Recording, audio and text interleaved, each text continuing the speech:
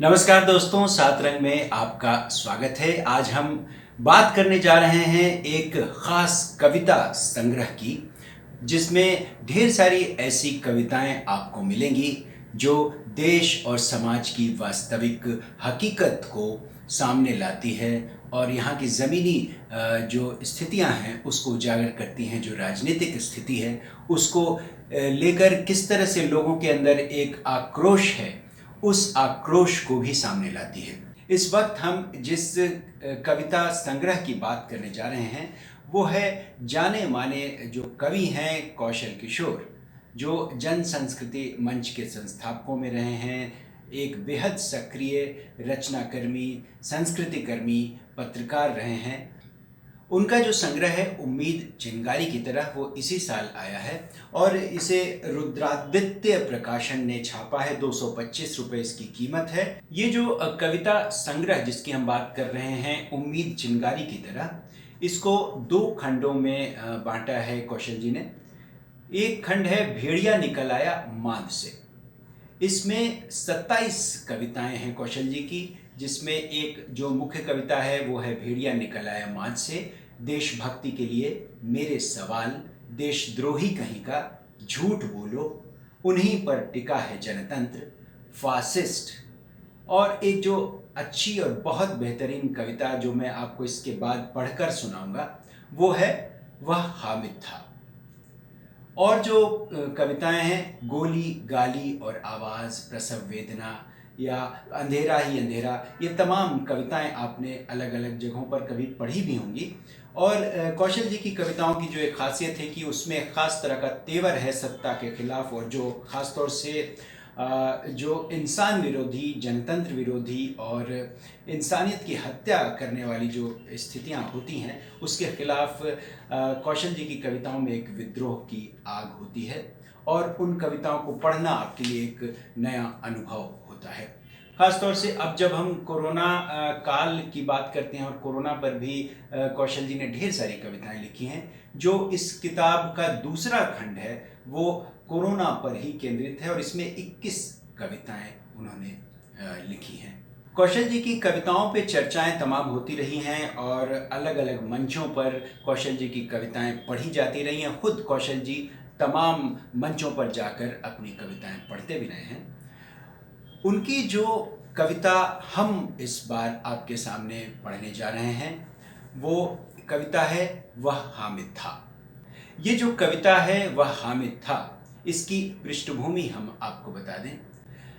प्रेमचंद की कहानियाँ आप सब ने पढ़ी हैं और ईदगाह जो उनकी कहानी है वो बहुत ही दिल को छूने वाली कहानी है, बहुत ही संवेदना से भरी हुई कहानी है। और एक ऐसे छोटे बच्चे हामिद की कहानी है जो अपनी दादी को रोटी बनाते हुए देखता है और उसके हाथ जो जलते हुए देखता है तो उसके अंदर के जो भाव उठते हैं उससे वो कैसे अपनी ईद मनाता है और उसमें उसके अंदर के जो भाव आते जाते हैं। तमाम जो उसके साथी हैं वो बड़े बड़े उपहार खरीदते हैं ईद के मेले में, लेकिन वो क्या खरीदता है? वो अपनी दादी के लिए चिमटा खरीदता है ताकि उनका हाथ फिर न जले। और इसके बाद उसके अंदर जो खुशी है, वो जो हामिद की खुशी है, प्रेमचंद ने जो उसे बताया है वो अद्भुत है।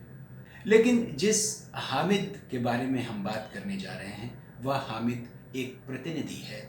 और हामिद जो कौशल जी की कविता का जो मुख्य पात्र है वह किस तरह आज अपने देश में अजनबी है, किस तरह नफ़रत का पात्र बन गया है, उस हामिद के बारे में कौशल जी अपनी इस कविता में कैसे अभिव्यक्त करते हैं, कैसे अपनी संवेदनाएं बताते हैं, ये जानने के लिए हम पढ़ते हैं उनकी ये कविता वह हामिद था।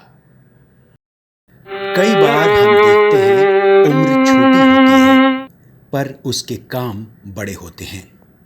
जैसे ईदगाह का हामिद, वह था तो बच्चा पर उसकी संवेदनाएं बड़ी थीं। वह गांव से इतनी दूर आया था मेले में, रंग बिरंगे खिलौने उसे रिझाते, अपनी ओर खींचते। उसका बाल मन उन पर अटक जाता, अंदर वेगवती नदी बहने लगती। पर जैसे ही उसकी भोली नज़र चिमटे पर पड़ी, मन के सारे तरल भाव वाष्प बनकर उड़ने लगे। उसकी आंखें चुंबक सी चिमटे से जा चिपकी।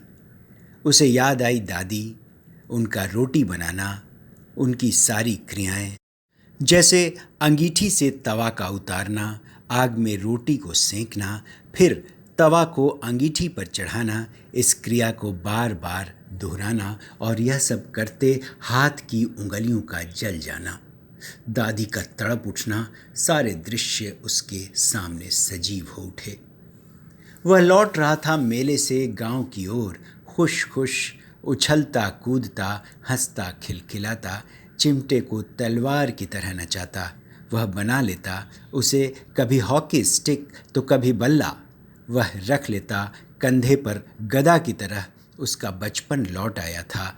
अंग अंग से फूट रही थी मस्ती, बेखौफ बाल हंसी। वह हामिद था और यही उसका अपराध था। बाबरी से दादरी तक जिन्होंने रौंदी है इस धरती को, जो नरसंहार के इस खेल का कर रहे हैं विस्तार, उन्हीं की अदालत में मुकदमा पेश था। प्रेमचंद भी उनके कटघरे में खड़े थे। उनसे भी सवाल था कि क्यों नहीं उन्हें कर दिया जाए साहित्य से बेदखल। उनके खिलाफ भी गंभीर आरोप थे कि उन्होंने क्यों लिखी कहानी ईदगाह। लिखना ही था तो वे लिखते कथा अयोध्या की, राजा रामचंद्र की विजय गाथा लिखते। हामिद गुनहगार था। हामिद ने मेले से चिमटा चुराया था। हामिद चोर था। हामिद के खिलाफ खुफिया रिपोर्ट थी। हामिद के कश्मीर से कनेक्शन थे। हामिद पत्थरबाजों में देखा गया था। हामिद के तार विदेश से जुड़े हैं। हामिद देश के लिए खतरा है। हामिद को पेड़ ना बनने दिया जाए। वे ही पेशकार थे, वे ही हाकिम हुक्काम थे, वे ही वकील थे, वे ही मुंसिफ थे, वे ही न्यायाधीश थे।